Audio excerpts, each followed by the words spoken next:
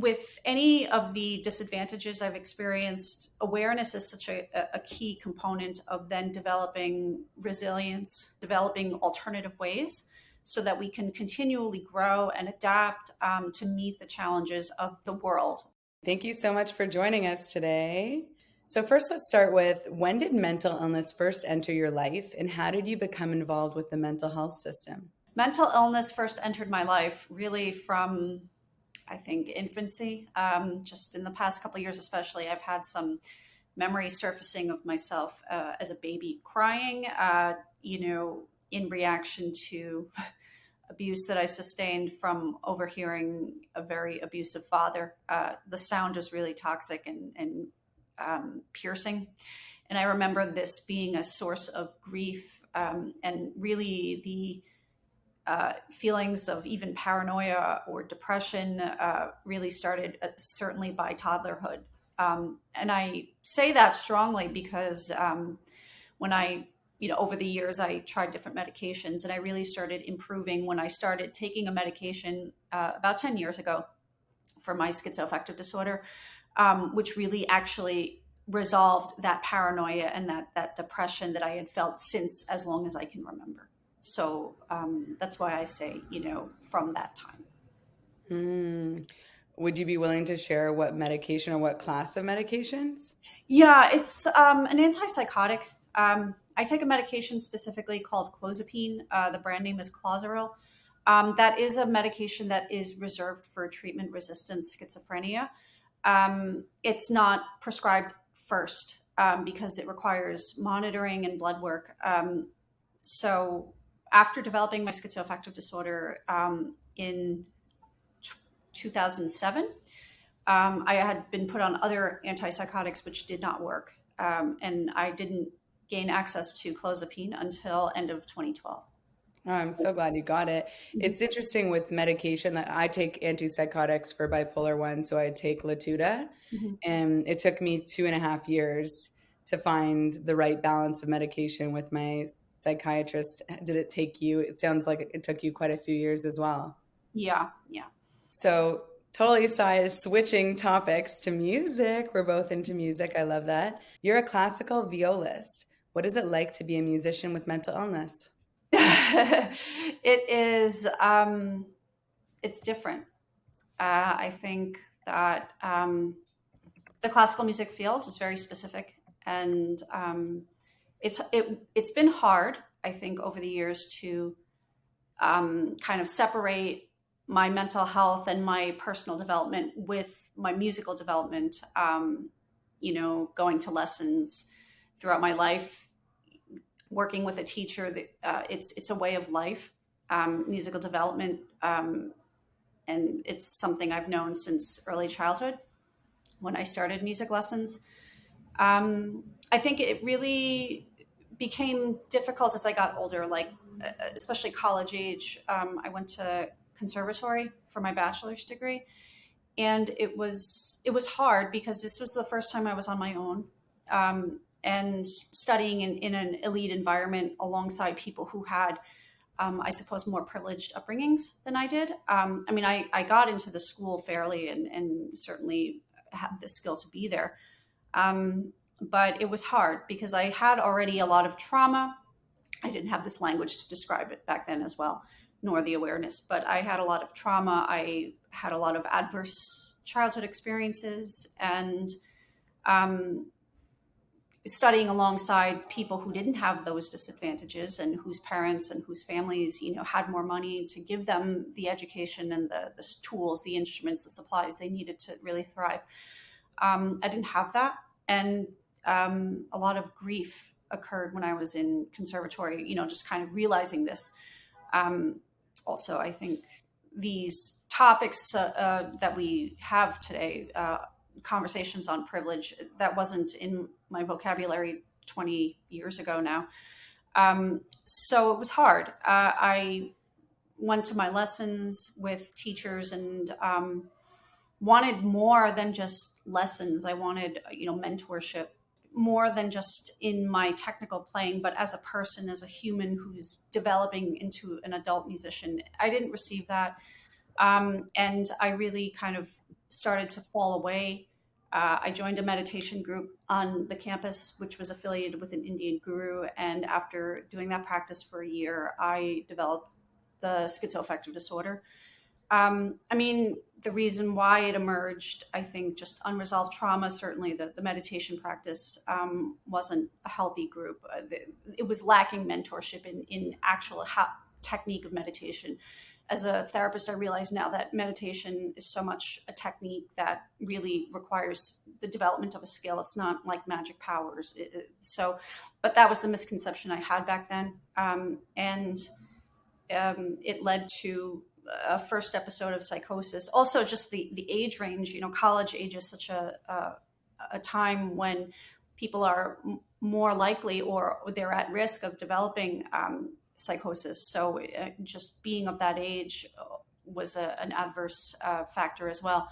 And then, it was hard because I was depressed my whole childhood. And as a musician, the ways to resolve my depression are very music oriented. So going to therapy with people who were not musicians really didn't know how to reach me. I didn't feel reached. It was never resolved, really. And then after developing the schizoaffective disorder in college, really at that point, that's beyond the scope of really affluence. I don't know what the right word is. It's beyond the scope of like standard service. Like once somebody develops psychosis, it's like, okay, we don't know how to help you. So, yeah, as a musician, I realized that so much of my healing has been through music as well. In the last couple of years, I started studying with a good friend of mine. Her name's Ann Rogan. She was actually my first viola teacher when I was 11 years old. So I started studying with her again in 2020. And I had a lot of trauma, a lot of fear related to performing. And I was able to talk to her. She offered that mentorship that I had been wanting for so many years. And through our conversations that are around music, around the musical lifestyle, a lot of my trauma and fear of performing really was able to pass. So as a musician with mental illness, it's hard because I think we are in a position where we can help one another heal in a way that standard clinicians can't because they don't have the knowledge of the lifestyle. And I would say that that's probably true with other artistic disciplines as well. Thank you for sharing all of that. Mm-hmm. I've heard you mention a few times adverse childhood experiences, or at least once, and traumatic experiences. And I too went through adverse childhood experiences. I think a lot of people have in some shape or form, others more impactful, others less. Do you feel, because I feel for me, adverse childhood experiences contributed to mental illness for me? Do you feel that like that is like a direct cause of mental illness for you?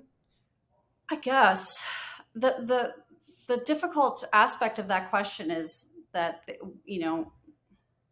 what would it have been if it hadn't happened? And I don't know because it was there when I was born, my parents. I don't know. Yeah, it's like you can't take that variable out of the equation to know what could have been. Yeah, I mean, I do think that like I did receive an autism diagnosis in adulthood 3 years ago, and that reframing my experience as a sort of experience of neurodiversity as opposed to sickness has been very empowering for me, and I've actually developed more social skills in the past few years, understanding what neurodiversity is. I do think that if I didn't experience the terrible abuse that I witnessed in childhood, I still would have had trouble, let's say, in the school system with bullying, with not fitting in. And that also had contributed to my, my depression, was not fitting in at school, not having friends. So, I mean, again, I don't think, I uphold really a very Eastern spiritual orientation, for many years now, and I don't think suffering can be avoided. It will happen in some way. So that's just how I deal with things. Thanks for sharing that. Yeah. Moving on to psychosis. Mm-hmm. I've gone through psychosis now 3 times. It's a friend of mine. And wow, it's quite an experience. For me, psychosis was delusions, paranoia, kind of like auditory hallucinations sometimes, but mostly like false narratives and a lot of confusion and identity, like a shattered identity. I couldn't really figure out who I was or what I represented. Like I kind of went beneath ego. Like if you were to go into the Eastern philosophy and it's like you remove everything from self and then there's just ego and you're like self, I was like under that and didn't even understand what I was. And I find it so fascinating speaking to other people who've gone through psychosis to understand what their experience was like. So I know you went through psychosis in conservatory. So what was it like to develop psychosis in conservatory, and what happened? It was difficult. I think the first time it happens, and really other times when it's happened, I don't know it's happening. It just starts to weave itself into my day-to-day reality. And I think, perception wise, colors are brighter. I think also I'm starting to get subliminal messages essentially from inanimate objects or people. Let's say they have energies that have subliminal messages that wouldn't be noticed otherwise. And it's just a basic overload of creative inspiration. And I'm not able to pull myself out. It's like kind of getting lost in it. I think these days I understand it to kind of be living in a world of metaphor where metaphor is real. And I think at the time it was hard. I mean, socially, I was not in my element. I'm a New Yorker. I'm an East Coast person, and I went to school at Indiana University, which is a really good school academically, musically. I got a really good education. I think socially, I was more isolated. Um, I just didn't fit in, and I noticed that as I was developing the psychosis, I was really engulfed in the spiritual meditation practice under the guru. So I would meditate and have these surreal experiences of energy in my body that felt very powerful, and my practicing became scattered and focused around like cultivating energy in my body and putting it into the viola. And my teacher was starting to say, you're getting worse. What's wrong? And I said, no, I'm practicing more than ever. I'm getting better. And then I was just emotionally volatile as well. I had fixated on a classmate at the time, another musician at the school. And I had this kind of invented this like, almost spiritual relationship with the person in my head, and was very obsessed. And it was hard. I mean, I hooked up with the guy, and then it was something I couldn't let go of. And, I didn't have friends. I didn't have people to talk to about these things. So it was just me alone, and feeling a lot of emotional pain, a lot of emotional isolation, because I had to go to class with this person and his friends, and, they didn't like me. And it was miserable. I felt very isolated, and I wanted friendships, and I didn't have them. I remember living, my living circumstances, my ability to advocate for myself and maintain a clean space also declined. Like I found myself agreeing to live with some local freshmen when I started my master's degree. And it was like they were townies who didn't study music, and they were just keeping a very sloppy house. And then, and I was just in it. There were times when I was just so angry, I would like rip all the stuff out of my closet and throw it, and I'd be crying, and I'm too depressed to clean it up. So it's just a mess. Yeah. And just feeling a lot of anger, tired as well. And also just grandiosity, or thinking I have superpowers. Like I would eat really spicy food. I'm like, yeah, I can do this. And then feel sick after. Yeah. It was very much intertwined, I think, with the meditation practice I did. And after I was hospitalized, I discontinued the practice. I really couldn't meditate for many years after that. So. It's so fascinating. Mm-hmm. I also felt like I had superpowers.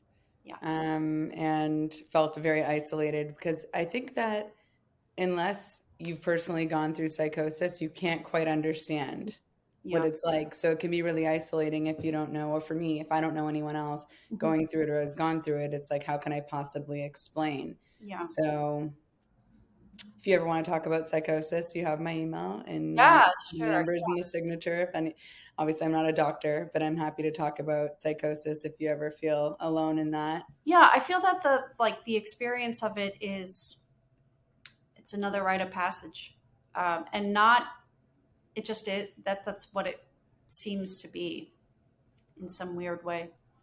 Hmm. Did you find it also like felt a little spiritual in a way? Like for me, in a way, I felt like more connected to like I was a psychic. Did Yeah, you feel like absolutely. that? Yeah, yeah. It's happened several times. It always has a spiritual element to it. Hmm. Okay, so moving on to schizoaffective disorder, I'm very curious about this one. So, Mhm. how did you move from being on disability with schizoaffective disorder to now working full time as a social worker? That's incredible.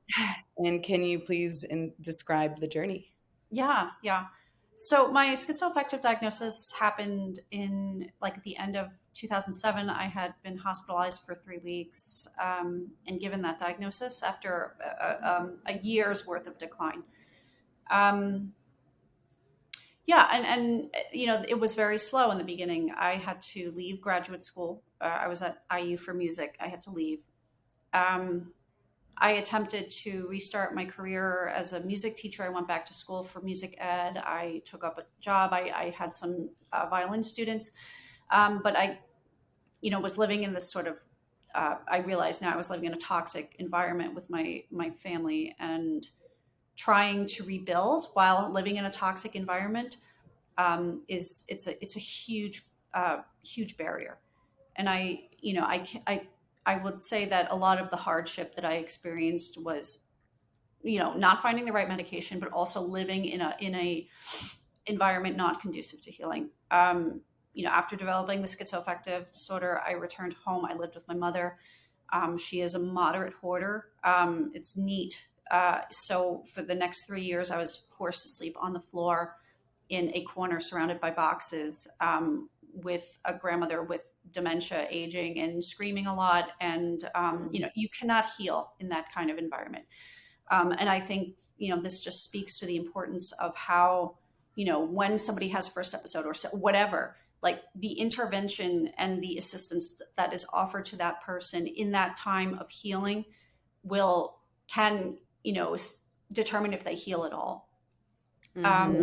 And for many years, I didn't know that that was wrong. I thought this was normal. So, um, I mean, I do think that without clozapine, I wouldn't be able to work, certainly. So I really was not able to rebuild my life, professionally, with gainful employment, really until after the clozapine was tried, and I started taking it. So it was end of 2012, after a few rocky years, which have their own story, of course. I started taking clozapine. I was in the hospital for 3 months titrating on that medication. The unfortunate aspect was that I was over medicated for a solid 8 years, where I was forced to take 400 milligrams, because it works, and I was terribly sedated. I was sleeping 11, 12 hours a day for that entire time while working full time. I have a strong desire to survive. I would say that even in my depression, which I don't feel as much lately, and with the psychosis and everything, I still have always had this internal, very strong desire to survive, to work, to contribute, to develop myself. And that those innate traits cannot be erased even by depression. I feel the desire to survive is, I feel it is a strength I have, I guess. I don't know for what it's worth, just to say that. So when I was stabilized on the clozapine, first of all, for the first year, I was in a day program, and I knew I couldn't do musical work because music, I had so much. Now I realize I had so much trauma with the music and sound in general. I also have like increased sensitivity to sound, to toxic sound, because of the nature of my autism. I'm sound sensitive in a very deep way. So I couldn't work as a musician. So I was in this day program for a year, and I learned about the work of peer specialists. There was a training opportunity for me to study peer work. I did that in 2014. I attended Howie the Harp Advocacy Center. I really loved mental health work. And then I started working as a peer specialist in the public housing system in Eastern Queens. And I maintained that job for 6 years. And then while I was, it was kind of a job, it was the first full-time job I had ever had. And it was a job that forgave me when I faltered. After 3 years, I kept that job. And then I attended graduate school at Hunter for social work. I completed that degree, while maintaining this job, and then COVID happened. So I had a little bit of some job instability in 2020. And I really, at that time, was when I really started to realize that I was still having social difficulties on the job after, really my schizoaffective symptoms are really in remission from my medication. I was still being like, I started a job at a new place, and people were calling me mean, and I'm like, I don't understand. I'm not, So I sought testing for autism. That was diagnosed, and really in the last 3 years, after really considering my experience to be a result of neurodiversity, not fitting in social environments, not reading nonverbal communication cues, it really opened my world, and I realized that I was really medicating myself for personality traits that are never going to go away. Or anxiety is not just the result of whatever anxiety is, but it's like overload, sensory overload or overload. And there are ways to embrace this without trying to erase it with medication. I think I've had a lot of healing and growth just in the last 3 years, acknowledging neurodiversity as a part of my reality, which I can speak about in more detail. But I think in terms of getting from disability to full-time employment, really just keeping myself active, keeping myself busy with creative projects.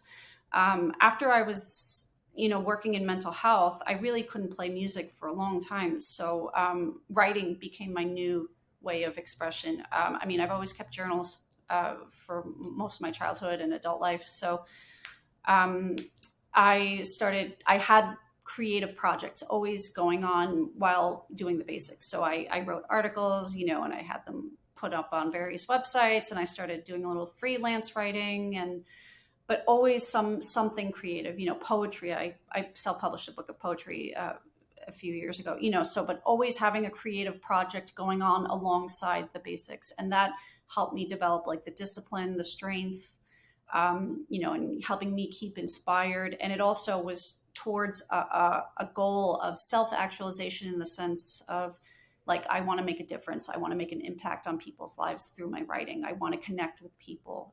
So that really helped. Amazing. Mm-hmm. I feel like you somewhat touched on how did you discover you were autistic, but you can get into that in more detail or lean into how that affects your music. Discovering I'm autistic, I think, I got my master's degree in social work. And during that process, I was doing an internship at an adult home on the campus of Creedmoor Psychiatric Center. And it was a very difficult placement. I witnessed this very brutal assault the third week I was there. And my supervisor criticized me frequently for not reading nonverbal communication. And I always said, I don't see it. Like, I just focus on what they say. It was a very tricky situation as well, because the population of people had developmental disabilities, so they weren't cognitively able to do this like deep abstract thinking and learning coping strategies, because they forget. So I worked with developmentally disabled adults really for my entire job, and the best way to affect change in their lives is consistency and friendship and developing rapport, which works, and I was being criticized for not reading verbal communication cues in that setting, which was frustrating. But then I had the job in 2020 where I was really being hazed and bullied as a new employee. It felt like at the time. And I wasn't, I was being criticized for being cold and mean as I guess, supervisor. It was a complicated situation. And I'm like, wait, I don't understand. And I'm looking at my childhood. I was bullied a lot and, very awkward.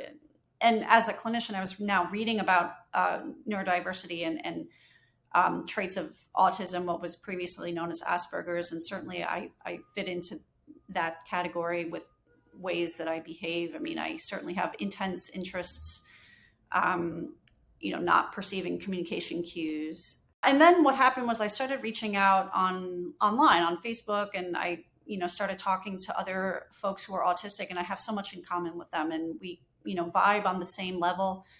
And I feel like I'm understood, and there's a lot of mutuality going on. And then, receiving the autistic diagnosis, again, connecting with folks to learn more about what it's like to be autistic. I mean, I like it. It's,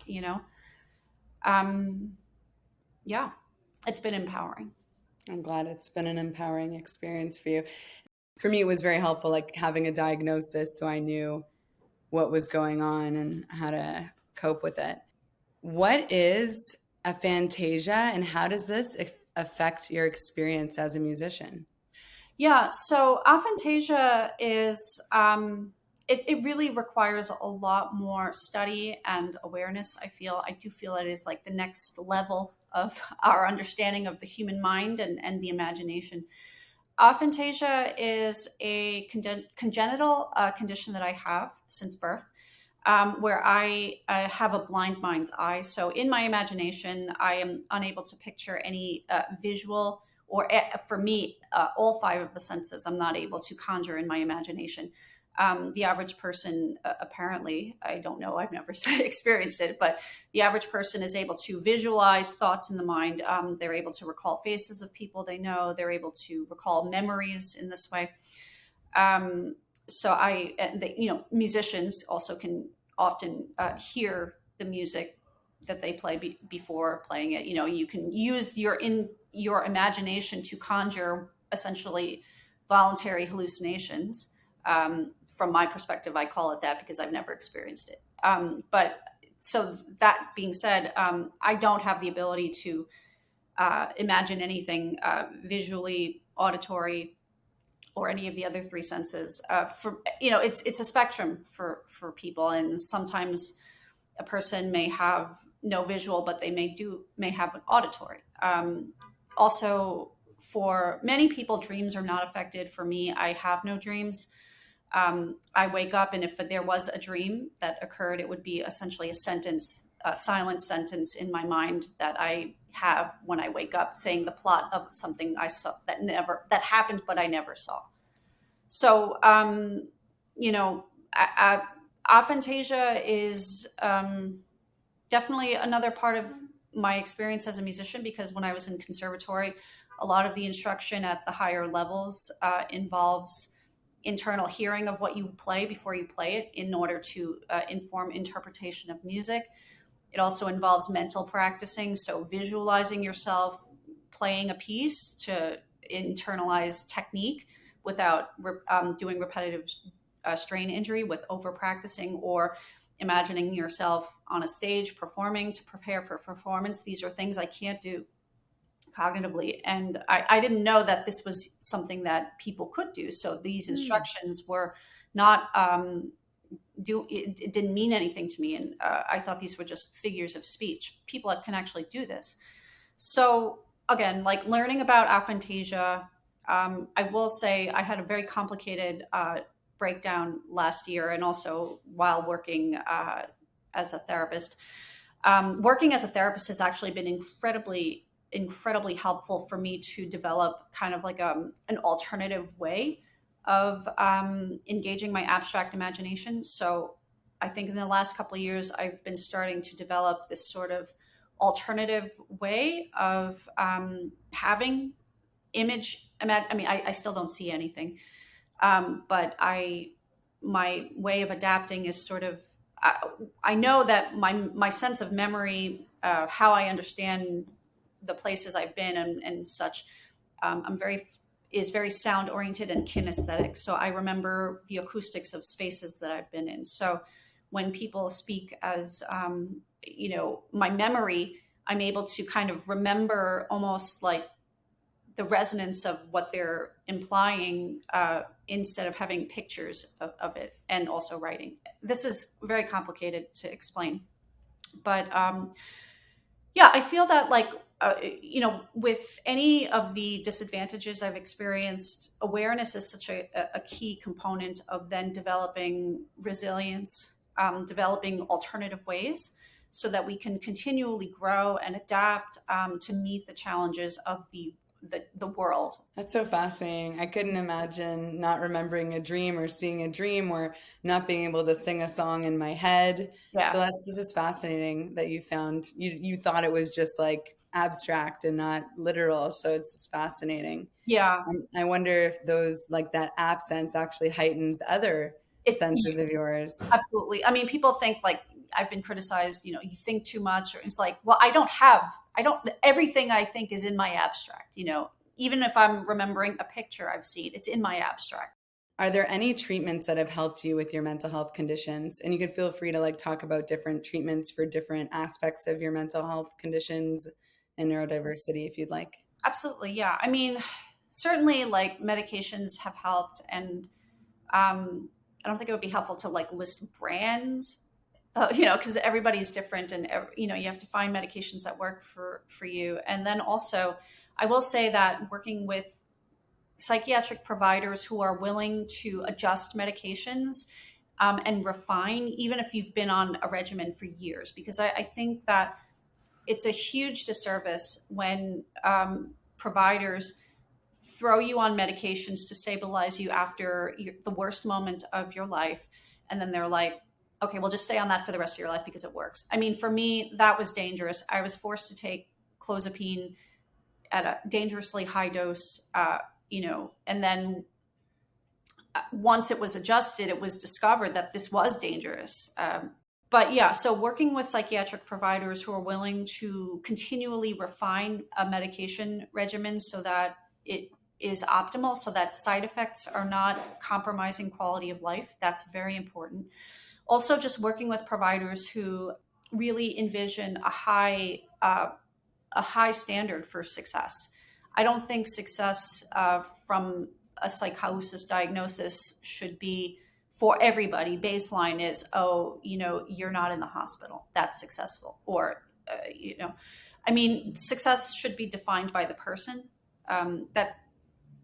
So asking a provider asking me, what are your goals or what do you want to do?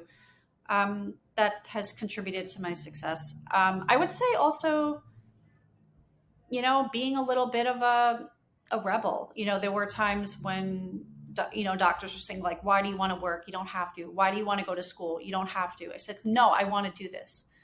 And I did it.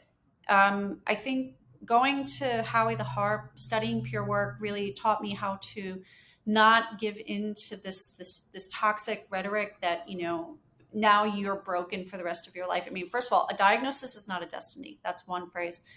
Another is that we have the dignity of risk and the right to fail. So I have the dignity to take an informed risk, such as going back to school after really responsibly setting myself up for that challenge, taking the risk. And if I fail, then I can accept the consequences of that failure. But I do have that right to strategize and responsibly act, with not fully knowing if it will be successful. I think those mentalities have really allowed me to be successful in managing my mental illness, and also growing and continuing to grow in life after a diagnosis.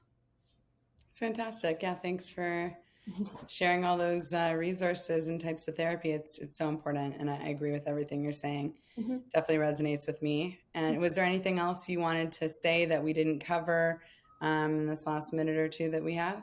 Yeah, I mean, I will say that, like, even, I've been able to streamline my wellness with also my way of life. So I work as a therapist, and there's a lot of, there's a lot of heavy emotional burden related to that profession. But I like the work, and, you know, focusing on the wellness overall, as a therapist has become streamlined also with my own remembering to take care of myself. Self-care is very important.